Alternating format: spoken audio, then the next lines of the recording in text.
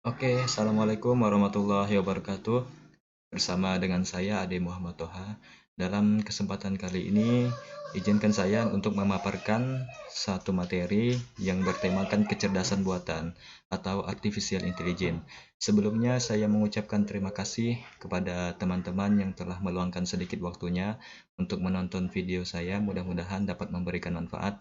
Dan terima kasih juga saya ucapkan kepada dosen pengampu mata kuliah artificial intelligence Bapak Aditya Pratama Badra yang telah membuat atau memodelkan sistem UTS-nya atau sistem penugasannya seperti recording yang dari sistem ini dapat membuat mahasiswanya menjadi lebih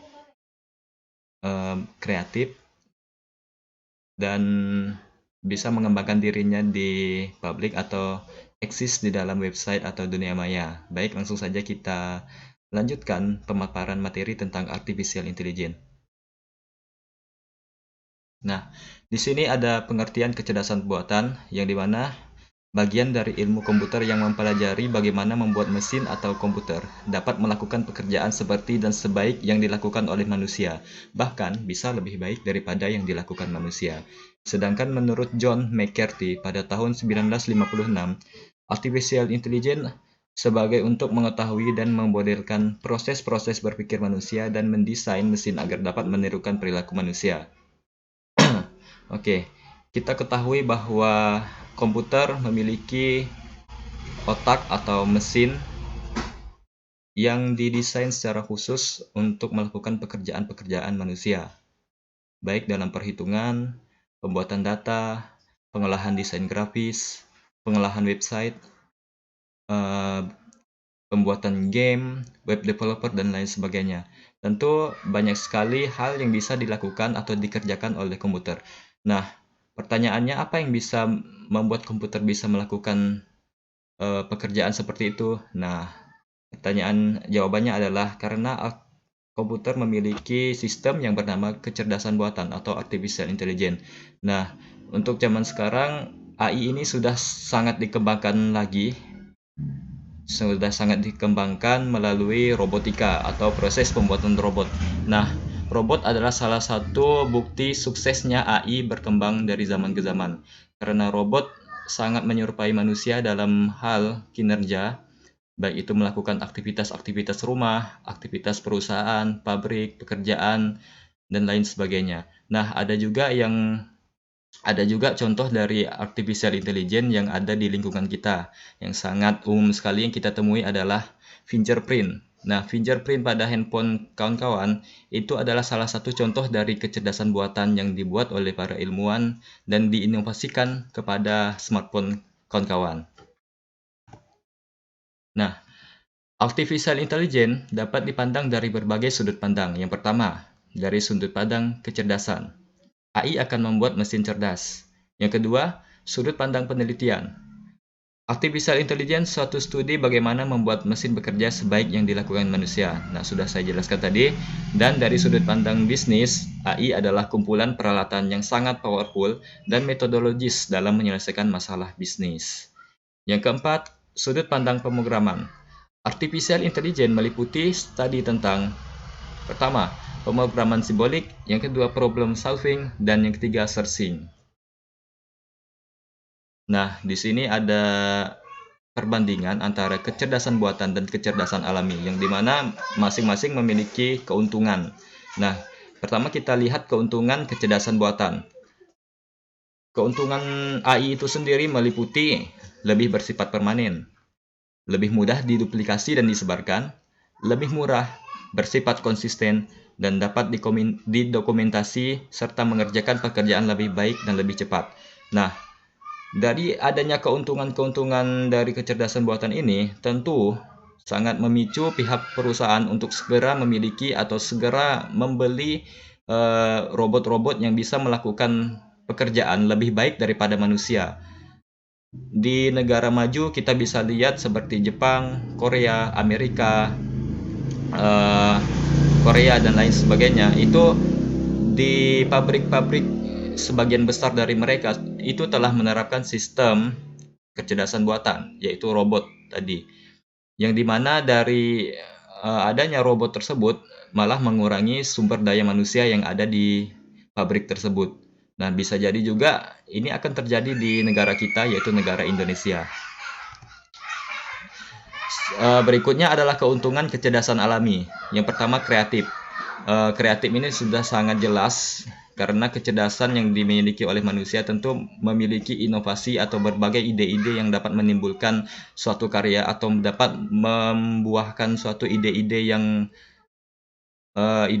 kreatif yang bisa membuat perubahan pada dunia, terlebih khususnya membuat perubahan pada teknologi di zaman sekarang. Yang kedua, memungkinkan untuk menggunakan pengalaman secara langsung. Yang ketiga, pemikiran manusia dapat digunakan secara lebih luas. Next. Nah, kita lihat sejenak sejarah kecerdasan buatan ya. Dimulai pada tahun 1950-an, yang bernama Alan Turing atau matematika Inggris melakukan tes untuk melihat apakah sebuah mesin itu cerdas. Tes ini dinamakan tes Turing. Nah, di dalam tes Turing ini, Turing mesin seolah-olah sebagai seseorang yang mampu memberikan respon terhadap serangkaian pertanyaan. Nah, itu adalah salah satu tes pertama yang dilakukan oleh Alan Turing kepada mesin. Apakah mesin itu sangat mempunyai kecerdasan yang apabila mendapatkan pertanyaan dari manusia, dia bisa langsung merespon atau memberi respon secara cepat dan secara efektif pada manusia. Contohnya sekarang ada pada Google Maps, itu adalah salah satu contohnya. Apabila kita ingin mencari alamat atau mencari sebuah kota, kabupaten ataupun desa, kita bisa saja tinggal mengetik alamat yang kita tujui dan Google Maps akan segera memberitahukan jarak dari tempat kita ke arah tujuan kita dan jalan-jalan apa saja yang harus kita lewati. Nah, seperti itu. Lalu kemudian AI dimunculkan oleh John McCarthy pada tahun 1965 pada Dartmouth Conference yang dihadiri para peneliti AI. Dan pada konferensi itu didefinisikan tujuan utama kecerdasan buatan. Yang pertama, mengetahui dan memodelkan proses-proses berpikir manusia dan mendesain mesin agar dapat menirukan kelakuan seperti manusia. Nah, di sini adalah beberapa contoh program dari AI yang dimulai pada tahun 1956 sampai dengan 1966. Yang pertama itu ada program Logic Theories yang diperkenalkan pada Dartmouth Conference dapat membuktikan teorema-teorema matematika. Nah, ini seperti kalkulator ya, komputer tadi. Ya, komputer kan awal diciptakan memang hanya sebagai mesin penghitung yang diambil dari kata computing. Yang kedua adalah StatSem yang dikenalkan oleh Robert K. Lindsay pada tahun 1960. StatSem dapat mengetahui kalimat sederhana yang ditulis dalam bahasa Inggris dan mampu memberikan jawaban berdasarkan fakta yang didengar dalam sebuah percakapan. Nah, kalau di StatSem ini yang dapat kita temui sekarang adalah Google terjemahan ya, atau Google Translate, yang dimana Google Translate itu dapat memberikan atau dapat menerjemahkan berbagai macam bahasa dari seluruh penjuru dunia. Yang ketiga adalah Eliza. Eliza ini diprogram Joseph Weizenbaum pada tahun 1967. Eliza ini mampu memberikan terapi terhadap pasien dengan memberikan beberapa pertanyaan. Nah, Eliza ini dikembangkan melalui pembuatan robotika. Nah, sekarang kalau kawan-kawan pernah mengetahui apakah ada robot yang diciptakan untuk kesehatan? Jelas ada, karena robot-robot sekarang sudah diciptakan dengan berbagai macam model pekerjaan dan inovasi-inovasi yang lebih kompleks lagi. Lanjut. Nah, ini adalah ruang lingkup utama dalam kecerdasan buatan. Yang pertama adalah sistem pakar. Yang kedua, pengolahan bahasa alami atau natural language processing. Yang ketiga, pengenalan ucapan atau speech recognition. Yang ketiga, robotika dan sistem sensor atau robotik dan sensory system yang sudah saya sebutkan tadi seperti fingerprint. Nah, itu adalah salah satu dari sistem sensor yang ada di smartphone kalian. Dan computer vision, intelligent computer aided instruction, dan game playing. Nah, game playing ini adalah salah satu contoh dari inovasi dari kecerdasan buatan. Oke, selanjutnya kita masuk kepada pembahasan jaringan semantik.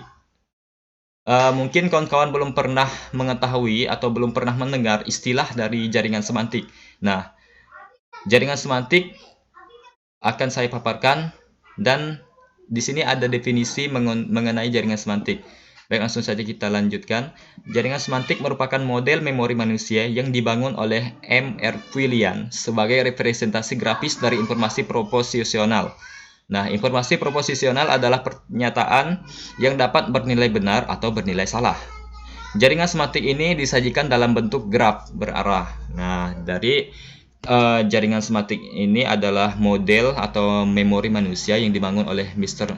Quillian sebagai penentu atau penyataan yang dapat bernilai salah atau benar. Jaringan semantik ini dipresentasikan dalam bentuk graf. Nah, ada salah satu graf yang saya temukan atau yang saya dapatkan dari situs informatika. Nah, grafnya seperti ini. Oke. Jadi ini kayak rantai makanan, cuman harus nyambung, harus berkesinambungan antara desi, donat, bulat, bola, adik, sendi, sekolah, motor, bensin, pom bensin, dan rumah. Nah, saya akan jelaskan graf ini. Yang pertama kita mulai dari akarnya, yaitu desi. Desi memakan donat, dan donat bentuknya adalah bulat. Nah, jadi desi memakan donat, dan donat bentuknya bulat. Ini adalah satu jalan yang sangat terhubung maksudnya. Lalu yang kedua, Desi mempunyai adik, dan adik namanya Sandy. Sandy berangkat sekolah atau pergi sekolah menggunakan motor atau menaiki sepeda motor. Lalu motor membutuhkan bensin. Nah, setelah motor membutuhkan bensin, Sandy mempunyai rumah, dan rumah dekat pom bensin. Lalu pom bensin menyediakan bensin, dan bensin bensin itu diberikan oleh motor, sehingga motor tersebut dapat digunakan oleh Sandy. Nah, jadi begitu kawan-kawan. Jadi ini digunakan untuk penyelesaian atau memberikan penjelasan terhadap suatu kondisi ya, atau lebih kondisi. Selain jaringan semantik, ada juga pencarian buta atau blind search. Apa itu pencarian buta? Nah, pencarian buta adalah metode pencarian yang tidak memiliki informasi awal dan juga merupakan sekumpulan prosedur yang digunakan dalam melacak ruang keadaan. Nah, pencarian berlangsung sampai solusi terakhir ditemukan. Nah, untuk selebih lengkapnya, kawan-kawan bisa lihat di berbagai jurnal atau di berbagai website situs-situs tentang teknik informatika, sistem informasi, dan website-website perkomputeran. Yang selanjutnya adalah pencarian terbimbing atau heuristic search. Heuristic search merupakan metode pencarian heuristik, merupakan metode yang memperhatikan nilai heuristik atau nilai perkiraan. Teknik pencarian heuristik atau heuristic searching merupakan suatu strategi untuk melakukan proses pencarian ruang keadaan atau state space di dalam suatu problema secara selektif, yang memandu proses pencarian yang kita lakukan di sepanjang jalur yang memiliki kemungkinan sukses paling besar. Nah, heuristik adalah sebuah teknik yang mengembangkan efisiensi dalam proses pencarian, namun dengan kemungkinan mengobarkan kelengkapan atau competence. Baik, hanya ini materi yang dapat saya sampaikan. Mudah-mudahan bisa dipahami dengan baik dan bisa dicerna oleh kawan-kawan. Apabila terdapat banyak kekurangan, terdapat banyak kesalahan, terdapat banyak kesalahan dalam pengucapan, saya pribadi memohon maaf. Terima kasih. Wabillahi taufik wal hidayah. Wassalamualaikum warahmatullahi wabarakatuh.